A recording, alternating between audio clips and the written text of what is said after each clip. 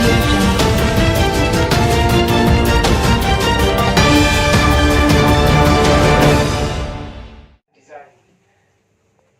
be having discussions.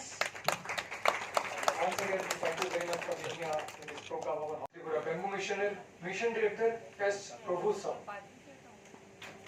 I extend my warm welcome for 4,000 square kilometer.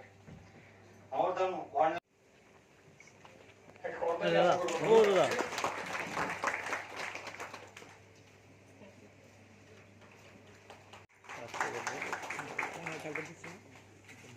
We're also having.